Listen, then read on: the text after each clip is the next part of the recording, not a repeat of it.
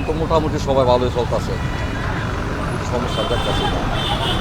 ছাত্ররা মোটামুটি যে ডিসিপ্লিন নিচ্ছে, এরা তো ভালোভাবে গাড়ি পাস দিতেছে, সব কিছু করতেছে। এখন মোটামুটি আমরা স্বস্তি আছি, কি ভিতরে কোনো টেনশন আমরা নাই। এখন আমরা মোটামুটি চলাফেরা করতে পারতেছি।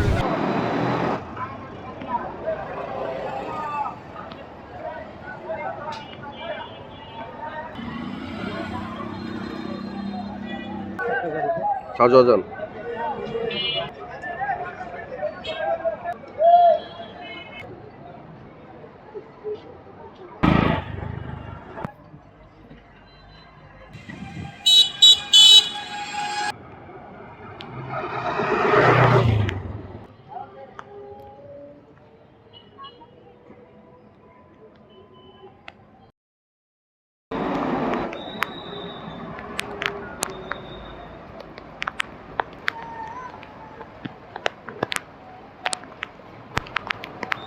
আচ্ছা, এখন হচ্ছে আমরা একটা স্বাধীন রাষ্ট্রে এরকমভাবে চাই যেখানে প্রশাসন বলেন, যেখানে আমরা গেলে মানে নির্দ্বিধায় আমাদের সেবাটা আমরা পাবো।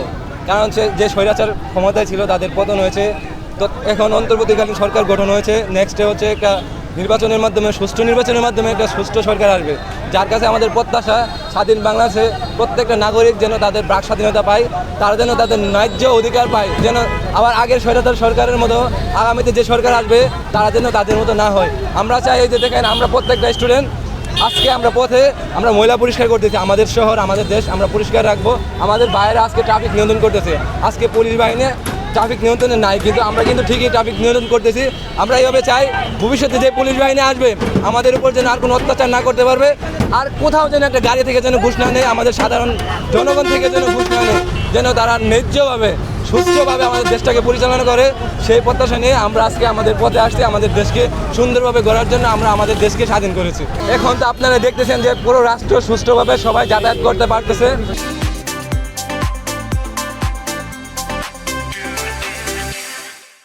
জিন্দাবাদ যে আন্দোলন হয়েছে, আন্দোলনের মাধ্যমে অনেক ভাঙচুর বা অনেক জিনিস নষ্ট হয়েছে, যেগুলো আসলে আমাদের মূলত রাষ্ট্রীয় সম্পদ। এখন এগুলো রক্ষণাবেক্ষণের দায়িত্ব আমাদের। এই যে আপনারা দেখতে পাচ্ছেন যে আশেপাশে অনেক ধরনের ময়লা আবর্জনা রয়েছে। এখন দেশের আইনশৃঙ্খলা বাহিনী এবং অনেক সরকারি যাদের কাজ এগুলো পরিষ্কার পরিচ্ছন্ন অভিযান করার, ওরা আসলে বর্তমানে মাঠে নেই। এজন্য আমরা যেহেতু আমাদের রাষ্ট্র সংস্কারের দায়িত্ব নিয়েছি, সুতরাং এই জঞ্জাল পরিষ্কার করার দায়িত্ব আমাদের। এখন আমার একটা ব্যক্তিগত অভিমত, আমি একটা এই পরামর্শ সবাইকে দিতে চাই। যেহেতু আমরা সবাই এখন সম্পূর্ণরূপে আমাদের দেশ সংস্কারের জন্য একটা দায়িত্ব নিয়েছি, দুর্নীতি যেমন সংস্কার হবে, আমাদের আশেপাশে যেরকম আমরা একটা সুস্থ পরিবেশে বেড়ে উঠতে পারি সেই ব্যাপারে আমাদের আগ্রহ থাকা উচিত। এজন্য আমার মনে হয় প্রতিটা কলেজ ভিত্তিক একটা ইউনিট তৈরি করা দরকার।